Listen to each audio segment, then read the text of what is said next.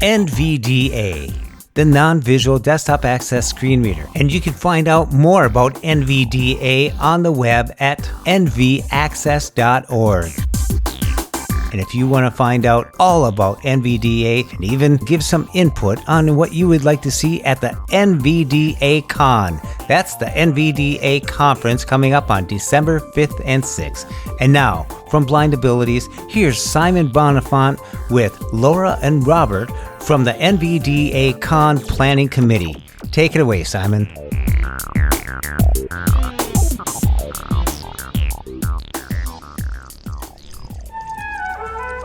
NVDA, bridging the distance.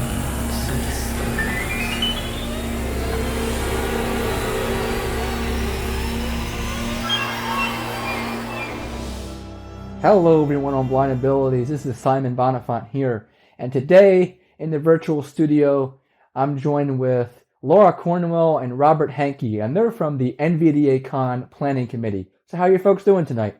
I'm doing great up here on Blind Abilities. I'm doing awesome, man. Oh, very nice to have you, Laura. Very nice to have you. Yes. And Robert, how are you doing tonight? I'm fine, thank you. It's a big honor to be here. Thanks, Simon. Yes, it is. Oh, very good. Well, it's my pleasure to be having you. So you're part of the NVDACon Planning Committee. I am. I think first, let's talk about what NVDA is for the listeners that don't know. So Laura, can you tell us what NVDA is? Yes, I can. NVDA is a free and open source screen reader that allows people to hear what is on the screen. Not only that, if you have a braille display, it will also let you read out what is being said on the screen. It stands for Non-Visual Desktop Access. Okay, very good. So NVDA is a very popular screen reader, right? Correct? Mm-hmm. Yes, it is. A lot of people use it. Oh, yes. And I actually use NVDA as my primary screen reader. Cool. So what are the big advantages to NVDA over some things like JAWS or System Access, which is a bit of a less popular screen reader? What are some advantages to NVDA over those screen readers? Number one, it's free. That's the first big one. JAWS, you have to pay a ton of money for every year. And this, it's open source, which means that anybody can contribute to it. So when we talk open source, we mean add-ons, we mean a lot of different things, actually. There's several different ways that people can contribute. There's code contributions.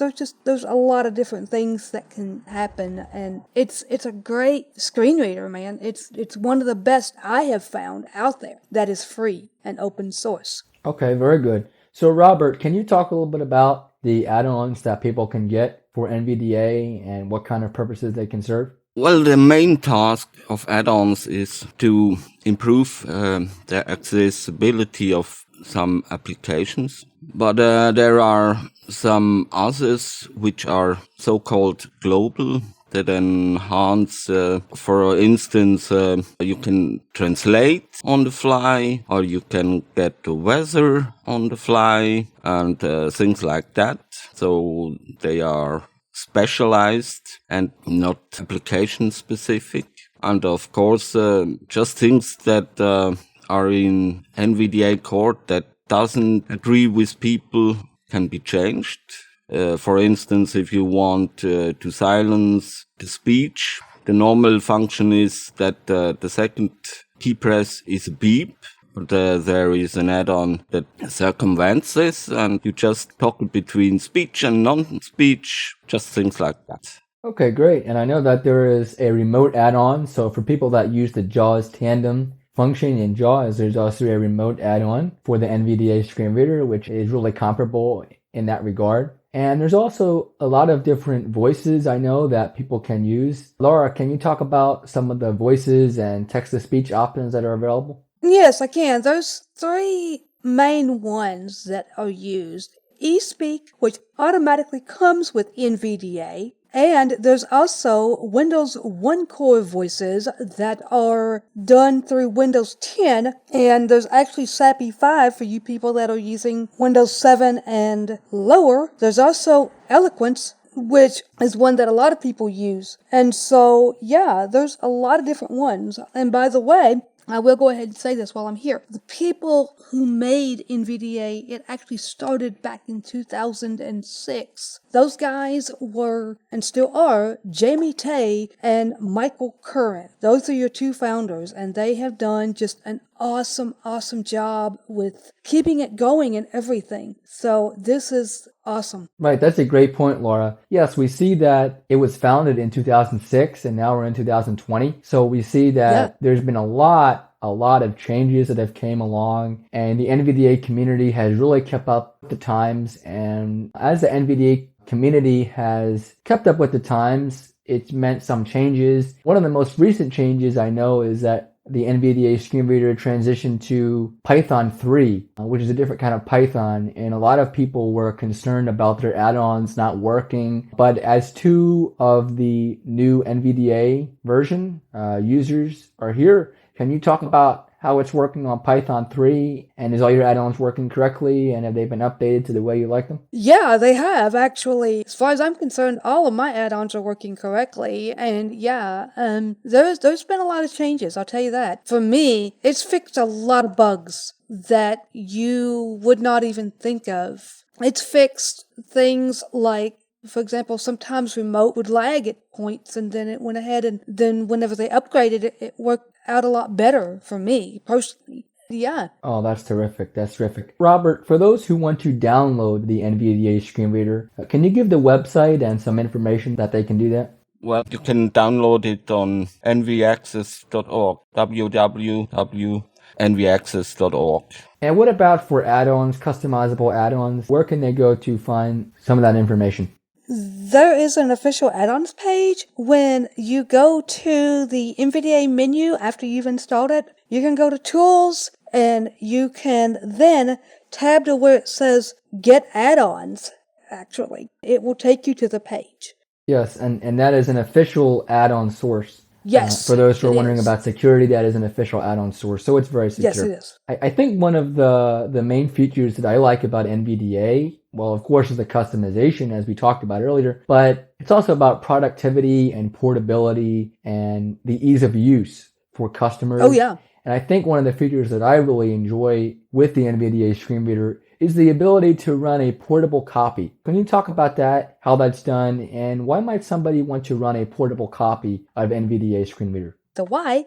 First, the reason why is because let's say you have a person's computer who is sighted, and let's say they're having trouble with it. Very simple. You can put it onto a thumb drive, and boom, you would have everything there to run NVDA off of that particular thumb drive. Absolutely. So that means all your settings, all your configurations, all your synthesizers will port over to that computer. Yes, they will. That's terrific. And it's something that Freedom Scientific and JAWS have something similar, but from my experience, it's not as easy to use and as simple as the NVDA portable copy system. And this is something that NVDA has been using for many, many years, and something kind of unique to NVDA's founding. So that's terrific. I know that I've been able to put a portable copy on a flash drive and use it on a computer that may not have been accessible to me before. So it's really kind of leveling the playing field and bridging the gap between the sighted access of the computer and the blind access of the computer as well. Exactly. And one of the things that I will go ahead and say while we're on this topic is that now with Windows 10 and everything, it's really great because like let's say you have somebody's computer not speaking or whatever. Sometimes if you have to in a pinch, you can use narrator at times. Now, I don't like doing that, but you can if you need to. That's also an option as well. Yes, and the narrator has been coming along, and it's recently launched a support for native setup of setting up Windows, and then you can use that, and then you can ultimately navigate to your portable copy and launch it, and there you go. Yeah. It's also great if you're setting up a new computer, right? So.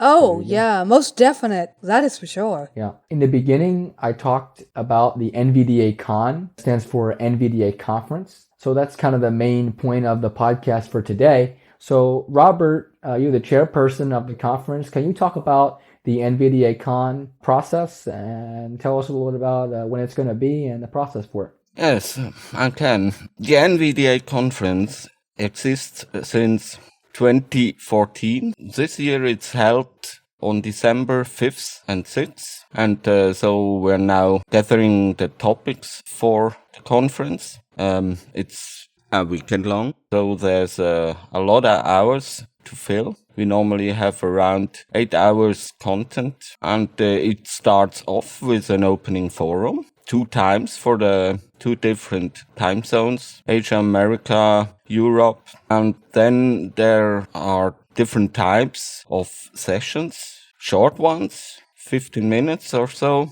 where add-on developers can talk about their new add-ons and so on. And we have full sessions if an add-on is more complicated or has more fields where it can be used. But we have also slightly off-topic sessions. For instance, NVDA at work. And this year we have a sound designer who talks about his job and how he interacts with the programs with the help of NVDA. And we have how to learn languages with the help of NVDA and things like that. And the main point is surely the keynote with NV Access. And they review the last year, what they've done with NVDA and what future plans are and so on. And all will close with the closing forum where users can interact again and give feedback on NVDA. Okay, that's great. And I think it's great that you have a user forum because that's kind of a place where people can have some community on there and meet some new people who are also using NVDA. Yes, that's great. Yes. There is also a town hall session where users can directly address add-on authors. Joseph Lee has that done for years now, and we want to try to bring other authors in so that they can meet in a Q&A with their fans and users. Let me say this while I'm here too, Simon, on the different topics and things. Last year we had breakout sessions. That was cool, man. We had breakout sessions, and that was so much fun last year. I don't know if those breakout sessions got recorded or not, but that's great. They can find past conferences at NVDACon.org.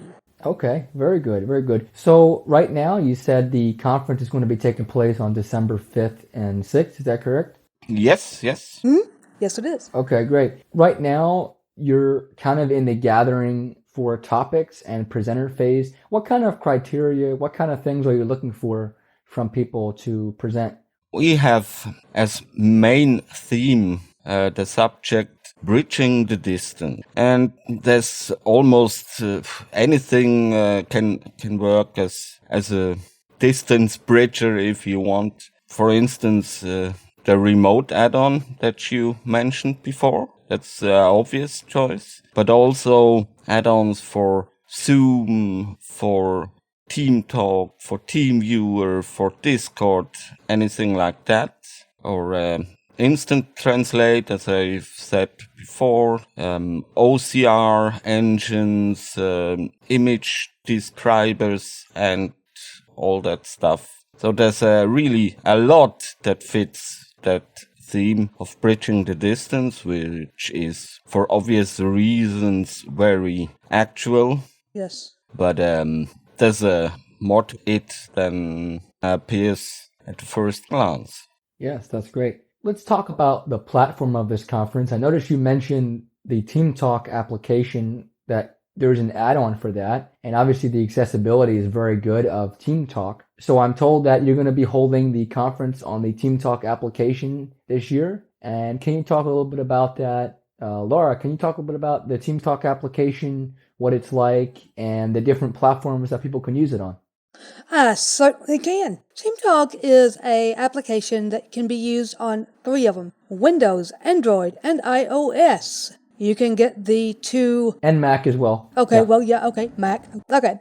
Team Talk can be found at bearware.dk, and then also you can get it from the Google Play Store or the iOS Store for your iOS, iPad, and Mac, and all of that. You can also go to our site, and we actually have a link to the main Team Talk site as well. What it is a program that will let you be able to communicate with all of us like we're doing here tonight. The thing is that we have a direct link to our conference server, but for iOS and Android, you need to put it in manually, and that is that it's at NVDACon.org.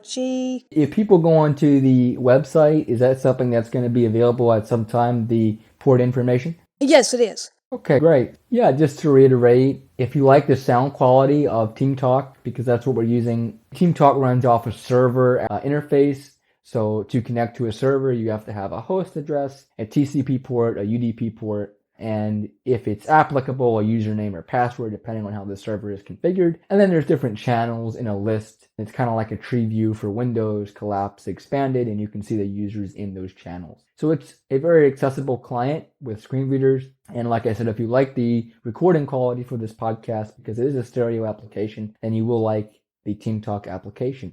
Yes, and while I'm here, for people that would like to be able to go and preview our Call for Topics letter, they can also find that on NVDACon.org. Okay, very nice. And Robert, when will the window close for the topics? It's middle of November. 14th of November is the official deadline, at least for the full sessions. Okay, very good. If I may chime in with the Team Talk application, there's another point. We want to invite different people from Beware.dk, the team from there, and from Zoom and from Discord, because we're at a crossroad where we want to invite more people to our conference. And Zoom has become very popular. And so we want to examine if we should change to Zoom, which isn't free, as you know, or if we should stay with Team Talk. Some of our wishes, for instance, a phone bridge, so that users can call in from their phone into our conference. Discord is also very popular. That might be an alternative. And so we hope that some guys of those brands will have a talk at a session. Okay, but for this year, you're sticking to Team Talk. You're just looking into that feedback for future? Mm-hmm. Yes, we are.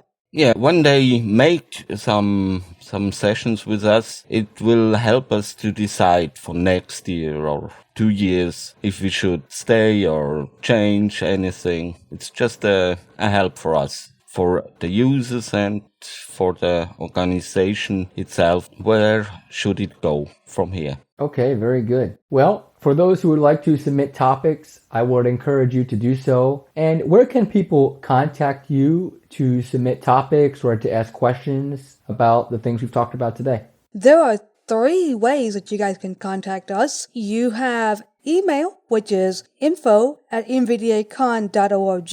You have Twitter @NVDACon, or you have Facebook @NVDACon as well. And right now, I've got some good news for this, because right now on Facebook, we have 131 likes at last check. So, hey, more people that like our page, that's great. And more people that follow us, that's great as well. Okay, very good. And Laura, you would like to give out your Twitter? Yes, I'll give out my DJ one anyway. That can be done at Laura Cornwell 15. That is how to contact me if you would like. Okay, very good. I would encourage everyone who would like to submit topics, who has an idea, get those submitted by November 14th. And for those who would like to join the NVDACon conference this year, can you give the website one more time?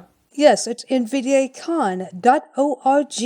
Okay, very good. So for those who would like to join on the 5th and 6th of December, go to NVDACon.org and we'll see you there. I'll be participating at the conference. We'll see you there. So Laura and Robert, thank you very, very much for coming on to Blind Abilities today to talk about NVDA Screen Reader and NVDACon. And we look forward to seeing the 2020 NVDA Conference this year and all the hard work that you put into it. Well, I thank you guys for having us do this because, to my knowledge, this is the first time that we've ever done anything with blind abilities. So thank you, Simon and crew out there, for allowing us the time to do this. All very good. Yes, thanks, Simon. It was really a pleasure to be here tonight, or morning. Here are the small hours. It's morning where you It's are. 3 o'clock in the morning. Oh, dear.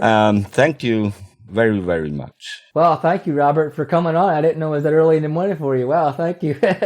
No problem, no problem. Okay, well, to all the listeners, we hope you enjoyed listening, and we hope that you will come on December 5th and 6th to the Team Talk 5 application and join in on the NVDACon fun. So thank you all.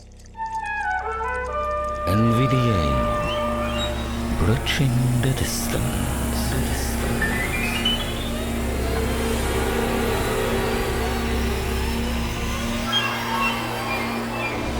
So great to hear from Laura and Robert from the NVDACon Planning Committee. Great job, Simon. And be sure to check out and find out more about NVDACon. Follow them on Twitter at NVDACon, on Facebook at NVDACon, or contact them by email at info@nvdacon.org.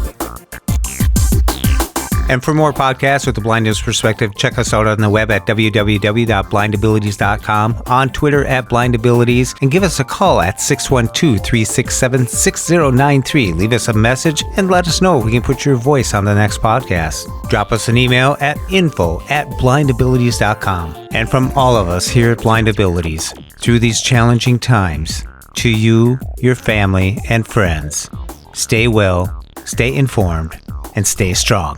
I want to thank you for listening. Hope you enjoyed. And until next time, bye-bye. When we share what we see through each other's eyes, we can then begin to bridge the gap between the limited expectations and the reality of blind abilities. The realities of blind abilities. For more podcasts with a blindness perspective, check us out on the web at www.blindabilities.com, on Twitter at blindabilities. Download our app from the App Store, Blind Abilities, that's 2 words, or send us an email at info@blindabilities.com. Thanks for listening.